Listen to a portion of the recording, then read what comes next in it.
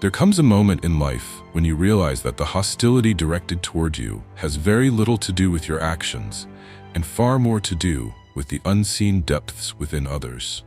You may wonder why a friend suddenly grows distant, why a colleague begins to undermine you, why someone who once praised you now resents your presence. At first glance, you might believe it is your fault, that you made a mistake, that you misstepped somewhere along the way. But often the truth is far more complex, far more hidden. It is not your actions they are reacting to. It is the shadow within themselves that they have never dared to confront. The human psyche is not simply light and clarity. Every person carries within them a shadow, the repository of rejected traits, disowned desires, buried shame, and unacknowledged fears. These are the aspects of the self that people cannot bear to face. Instead of integrating them, they push them down into the unconscious. Yet the shadow never disappears. It lingers, waiting, heavy and silent, until the right trigger calls it forth. And that trigger, more often than not, is another person. You may become the embodiment of what someone has denied within themselves. Perhaps your confidence highlights the insecurity they cannot admit. Perhaps your discipline exposes the laziness they have hidden. Perhaps your compassion reminds them of their cruelty, or your freedom reveals the chains they have willingly locked themselves into. When this happens, they do not see you. They see their shadow in you, and they despise it. Hatred, envy, and resentment are often nothing more than projections of the unclaimed parts of themselves. This is why people can treat you like an enemy without you ever harming them. They wage war not because of your actions, but because your existence unsettles their illusion. You become the mirror that shows them who they are, and that reflection is unbearable. Instead of facing their own darkness, they attempt to destroy the mirror. They speak against you, sabotage you, or distance themselves from you, believing that by removing you, they can remove the shadow. But the shadow follows them everywhere, whispering, waiting, demanding recognition. Understanding this dynamic changes everything. It allows you to stop taking hatred personally. When you see clearly, you realize they are not fighting you. They are fighting themselves. They are not repelled by your essence, but by the part of their essence they have buried and disowned. You simply became the stage upon which their inner conflict is projected. Think of the person who ridicules kindness. Beneath the mockery is often a shadow filled with unhealed wounds from neglect, a longing for tenderness they never received. Think of the one who despises confidence. Beneath their hostility lies a shadow suffocated by doubt, a self-image so fragile that another's strength feels like an insult. Think of the individual who cannot tolerate another's freedom. Their shadow carries chains of fear and obedience, a suffocating need for external approval. When you stand in your light, you bring their darkness into focus, and many would rather blame you than look within. This is why the shadow is so dangerous. It convinces people that what they hate in others is real, when in truth, it is only a reflection of themselves. It is easier to attack the external than to acknowledge the internal. It is easier to criticize another's success than to admit one's own passivity. It is easier to condemn someone's authenticity than to confront one's own false identity. But you must also recognize that the shadow is not only in others, it is within you as well. Just as you awaken discomfort in others, others awaken discomfort in you. The traits you despise, the people who irritate you, and the qualities you mock, all of these may point toward your own unclaimed shadow. To deny this is to live in blindness, forever blaming, forever projecting. To see it is to begin the work of integration, the work of making peace with the darker corners of your being. The shadow within others will continue to operate silently, shaping their judgments, distorting their perceptions, guiding their hostility. They may never realize that you are not their enemy, but their mirror. They may never understand that what they despise in you is the unhealed wound in themselves.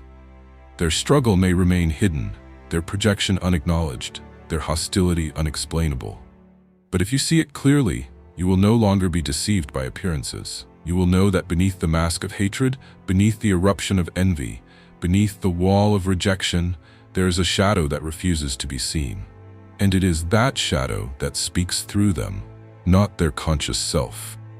Authenticity is one of the most disarming forces a human being can embody. To be authentic means to live without the constant need for masks, to speak with a voice that is not borrowed, and to act in alignment with one's inner compass. Yet, as liberating as authenticity feels to the one who embraces it, it often awakens resistance, hostility, and even hatred in others. Because authenticity is not just a way of being, it is a mirror that exposes falseness. And when you step into your authentic self, you unknowingly challenge the illusions others depend upon for survival. Many people live behind masks. They construct identities that are palatable, roles that win approval, personas that shield them from rejection. These masks become armor against the world, disguises carefully maintained to keep insecurities hidden. But the presence of someone authentic destabilizes that armor. It reveals the fragility of the mask. It makes the carefully constructed identity feel weak, hollow, and temporary. And this is why authenticity is often perceived as a threat. When you are authentic, you remind others of what they are not. You remind them of the compromises they've made, the truths they've silenced, the roles they've played just to belong. Your presence becomes a silent confrontation. They do not hear you say you are not real, yet something in their unconscious registers it as danger. And danger awakens defense. That defense often appears as rejection, criticism, or contempt toward the one who simply dares to live truthfully. This is why authenticity can feel isolating. You wonder why people withdraw, why some turn cold, why others subtly undermine your presence. It is not always because of who you are, but because of the way your authenticity disrupts their illusion. To them, you become intolerable. Not for any harm you've done, but for the way your being challenges the stability of the roles they cling to. Authenticity is alignment, the simple act of existing as you are, without distortion. Yet this simplicity is what makes it powerful. A mask requires effort to maintain. A lie requires constant reinforcement. An image demands continuous energy. But authenticity demands nothing. It flows, it stands, it breathes. And this effortless presence exposes the exhausting effort others are pouring into their illusions. This is why some will quietly resent the authentic individual. They will mock them, label them naive or self-absorbed. They will accuse them of arrogance or eccentricity. These are defense mechanisms, ways to diminish the threat without having to change themselves. Because to truly accept authenticity means to question their own inauthenticity, and that requires courage most do not yet have. It is easier to scorn the one who stands in truth than to face the prison of one's own falsehood. Authenticity also threatens established power structures. Entire systems are built upon conformity, silence, and obedience. Families, workplaces, and even communities often depend on roles being played, on scripts being followed. The one who refuses the script, who breaks the role, becomes disruptive. They expose the fragility of the system. They prove that the role is not absolute, that the script is not law. And those who depend on the system's stability will often target the authentic one as the problem, when in reality, it is their authenticity that reveals the problem. Yet authenticity does more than provoke hostility. It awakens longing deep inside. Even those who resent authenticity feel the stirring of desire for it. They see in you the possibility of freedom. They sense in you the courage they lack. They may attack you, but beneath that attack is envy, a painful recognition of what they have buried within themselves. Your presence reminds them of their unlived life, of the self they abandoned to meet expectations. And for some, this reminder is intolerable. Authenticity is not safe. It does not guarantee admiration or acceptance. In fact, it often guarantees the opposite. To live authentically is to accept that you will be misunderstood, judged, and even resented. But it also means you will no longer live enslaved to the shifting opinions of others. You will not contort yourself to fit illusions. You will not betray your inner compass for temporary approval. You will stand as you are, even when it unsettles others. And perhaps that is why authenticity feels threatening, because it is contagious. The authentic self does not only live for itself, it inspires others, consciously or unconsciously, to question their own masks. And questioning is the first step toward transformation. This is the silent revolution of authenticity.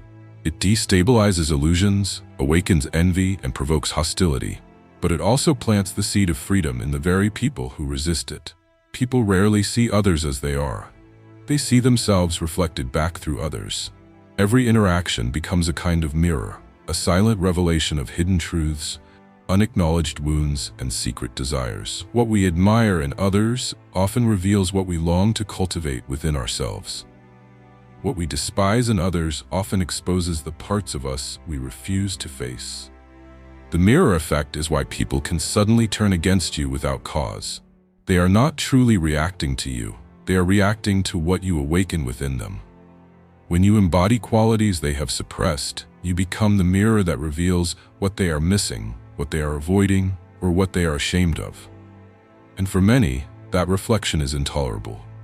Instead of facing it, they attack the mirror. They criticize, they resent, they distance themselves, not because you harmed them, but because your existence has brought their shadow into focus. What you reject in others is often a reflection of what you reject within yourself. To live with this awareness is to carry a different kind of strength. You stop personalizing every rejection. You begin to see criticism as information, not condemnation. You recognize that envy is not proof of your guilt, but proof of another's longing. You accept that hatred is often misdirected self-hatred disguised as outward hostility.